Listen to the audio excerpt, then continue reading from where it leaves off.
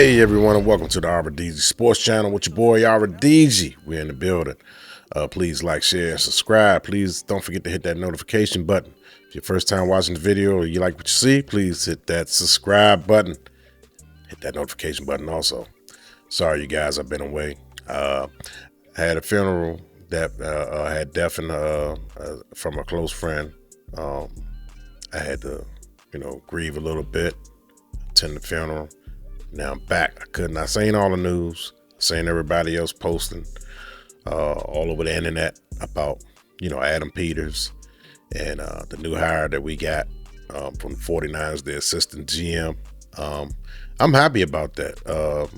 Don't know a whole lot about Adam Peters. I did a quick research. He moved up in the ranks fast with the 49ers and the Broncos. He was with the Broncos. Then he came over with the 49ers. He rose up the ranks fast, quickly. Young guy. He was responsible for Brock Purdy, Kittle, and acquiring via trade from the Carolina Panthers, McCaffrey. That right there, he lucked up on the Brock Purdy because because he was third string on the depth chart. Not even Shanahan knew what he had in this guy. It took the likes of Garoppolo of getting hurt, Trey Lance getting hurt, for them to discover Brock Purdy, and they got a diamond in the rough. Kudos, hats off for them for scouting this guy, believing in him, and making him a part of the team. So you got to give credit where credit is due, first and foremost. Let's get that overstood. You know what I mean? The 49ers clinched the number 1 seed this year at 12-5.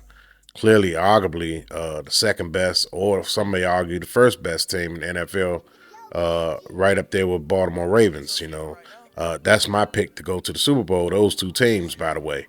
And it's not a coincidence that those teams' front office are amazing.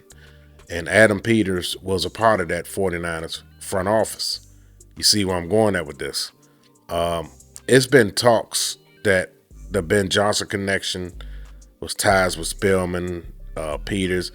I mean, Ben Johnson is the offensive coordinator of the Detroit Lions. How do you guys feel about that? Does that mean Eric Bieniemy is out as offensive coordinator?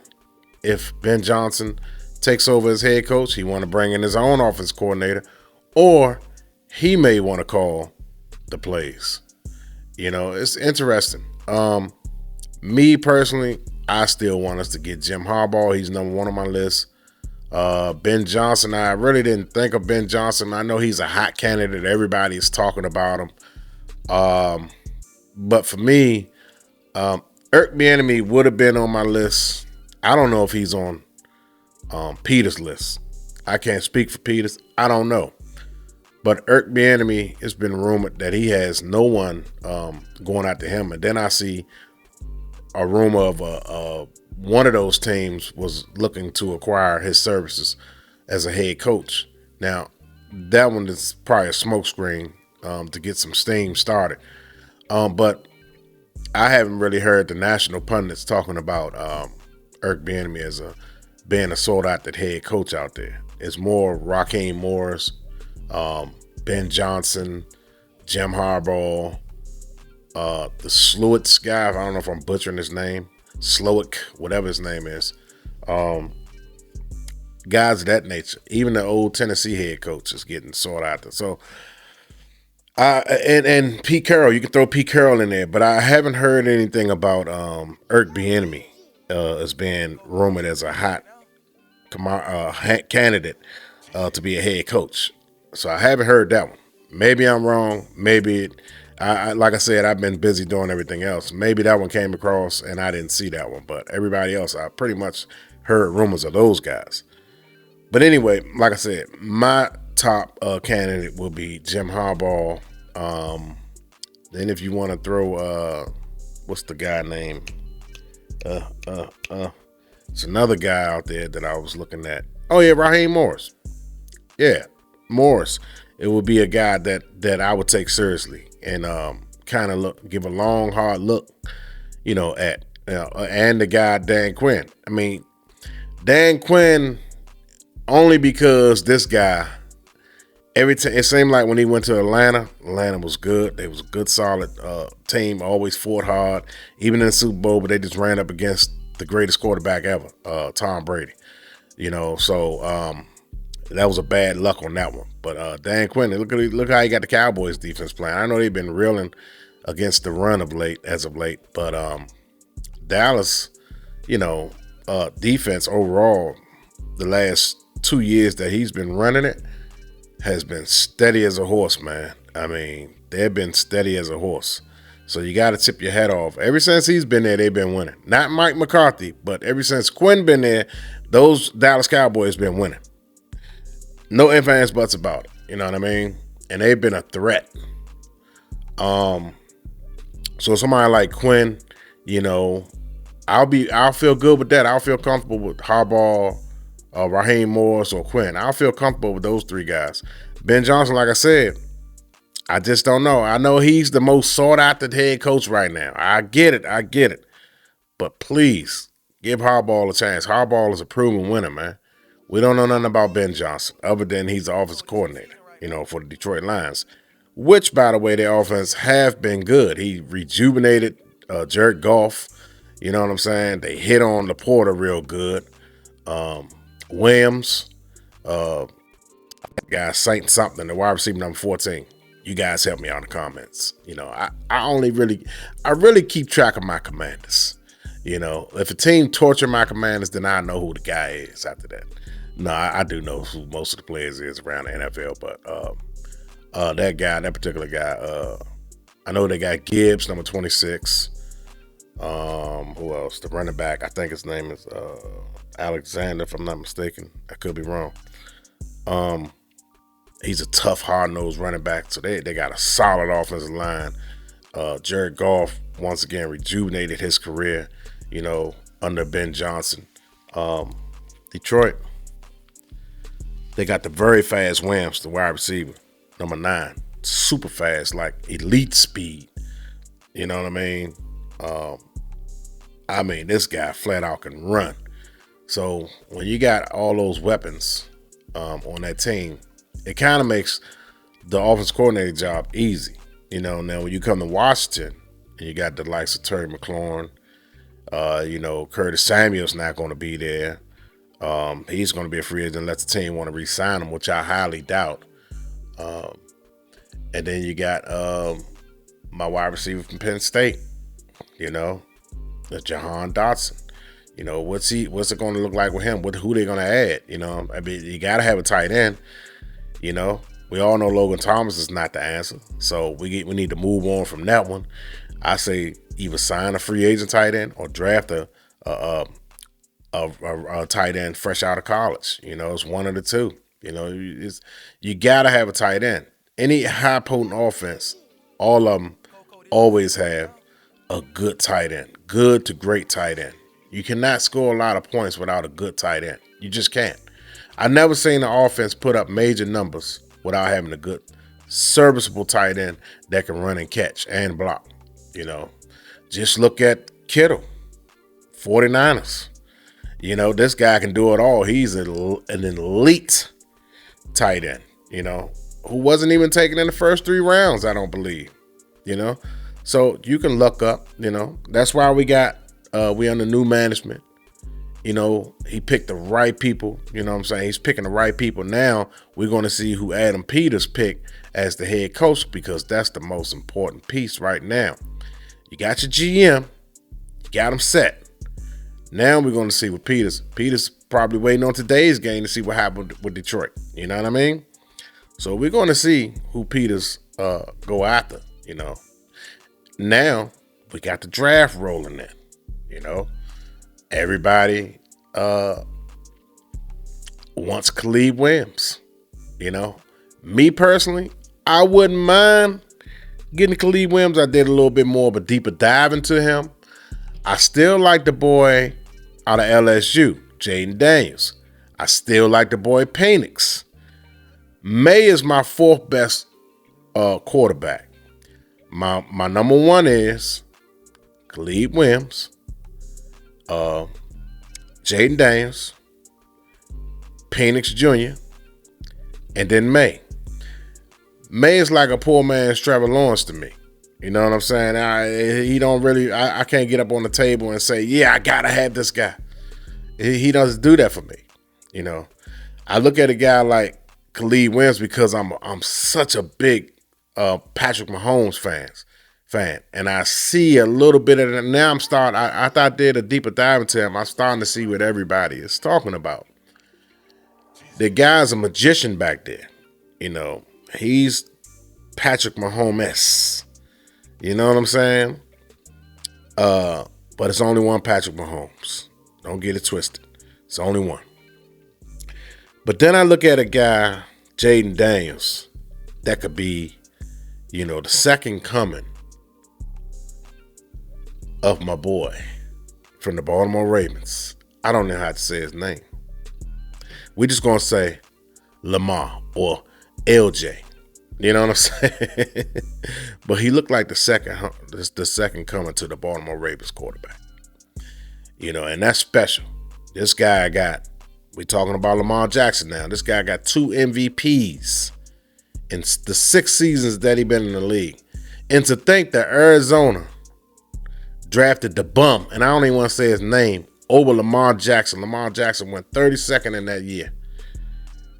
That year's draft. And Arizona selected, what the hell, Rosen. They selected Rosen over Lamar Jackson. Can you guys believe that? Can you guys believe that? And then to turn around and select another quarterback the next year. Who does that? But anyway, that's a whole nother subject. But anyway, I really like the LSU quarterback, Jaden Daniels. You know what I mean? I really like him. I think he's going to be special in the NFL. Yeah, he's 6'2", 6'3", 205. And then you look at a guy like May. May is about 6'4", 230, somewhere around there. And then you got the boy, Khalid Williams is number 6'1". Now, you look at a guy like Sam Howell. He's 6'1". But I think Khalid looked bigger than Sam Howell out there. You know what I'm saying? Sam Howell plays bigger when it comes to breaking tackles and stuff like that. But Khalid does more in the pocket to buy himself time and to see over defenders. He has a clear, you watch his footage. He creates space and opportunity for himself. Sam Howell tried to do that, but he just didn't have enough athleticism or enough pocket awareness to escape those pressures that he was facing. You look at a guy like Khalid Williams, all the time he had pressure.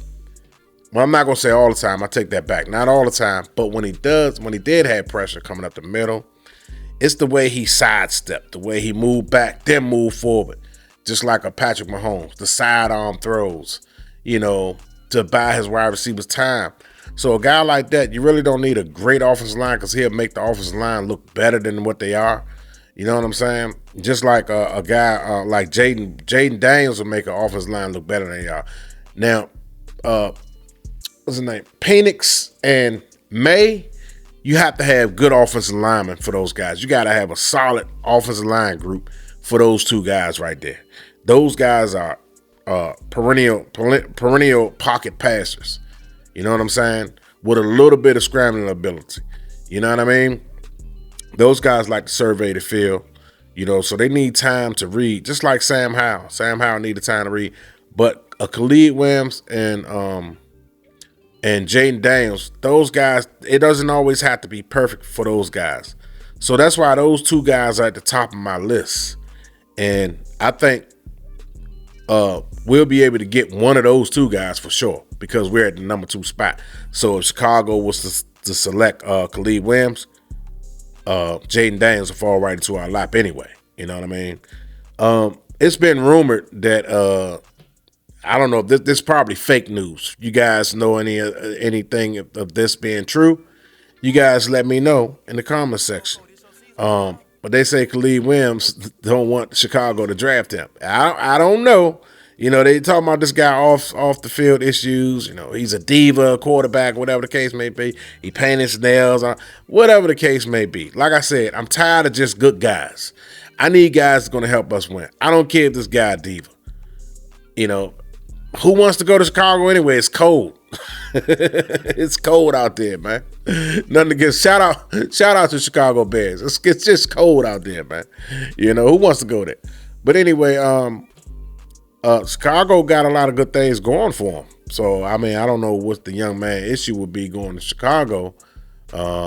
He think that much of himself and he got that much power. I didn't know he had that much power, you know, a la Eli Manning. You know, I didn't know he had that much power, man. You know, so if he has the right to choose what team he wants to draft him, man, he's starting a trend. Along Eli Manning was the first and only one I think to do that, but I haven't seen anyone else do it since Eli Manning. Now, if I'm wrong, like I say, correct me in the comments. I'm not ashamed of being corrected. You know what I'm saying? But we don't want to start seeing players do that. You know, we don't want to see that, man. That's just that's not right. You know, if a team sucked that bad, they should have a right to improve by getting the college football's best player available at the #1 pick. You shouldn't have a say, so I don't want to go to them. So it's like y'all trying to make this in the NBA. You know, pick and choose who you want to join forces with. You know, come on, man. That's not mess up the NBA. That's the NFL. That's why I don't watch the NBA no more because of that. You know, all that I want to pick where I want to play. It just takes, you know, it takes the fun out of the game. It takes the competitiveness out of the game. You know what I mean? I remember back when I was coming up, you had guys like Grant Hill going to Detroit and instantly making them better, and he didn't have no help. You know what I mean? So I miss those type of days right there. You know what I mean? You put a Barkley on the 76ers and make them great. You put a Shaq on Orlando and a Penny Hardaway on Orlando, and they all of a sudden they're great. You know, that's what I like. You know, fresh starts, a new club to be competitive and dominant, start their own regime. You know, that's what you like to see. A new dynasty being formed right in front of your eyes. Nowadays, people want to join forces and create their own dynasty. That's not fair. That's not right. I don't like that. So it kills the sport. I digress. Okay, I'm back. But anyway, I just wanted to make a quick video about that because it's more to touch on too. But I'm going to dive into more of the breakdowns of why I want this coach and why I want that coach. But as of right now, I just wanted to touch on the Adam Peters. And I think, Adam Peters calling the shots, you know what I mean? I think we're going to be in the right track. And kudos to Josh Harris and Magic Johnson and Rails and all the rest of the owners for making a swift, efficient, great transaction and hiring, Adam Peters, which is by many is by the NFL guys that know about the GMs and stuff like that, the NFL heads. They said they all calling this a great move by the Commanders. And so, like I said, I haven't done my research on him or know a lot about him other than the quick research that I did within the last 24 hours. But from what everybody is saying, all the top NFL guys around the league and the media and the fans and stuff like that I see all in the comments and all that stuff, they're saying this guy's legit. He's the real deal. So, like I said, I'm going off of everybody else's word. So this is obviously a great pick. So I'm happy to and ready to move forward and see what else he's going to do for the future of the Commanders. Is we going to change the name? We're going to keep the name. We already got Josh Harris talking new stadium. So, I mean, we got a lot to look forward to in the future. But we're dealing with the now, and the draft is coming up in a couple of months. I'm ecstatic, man, to see what's going on. It's a lot in the offseason to still talk about. Just because the season is gone doesn't mean that we don't have nothing else to talk about. We got plenty more to talk about. So, in the coming days, we're gonna dive deep into everything else. Anyway, that's all I got for you guys. Thanks for joining and tuning in with your boy Albert D, the Sports Channel. Peace.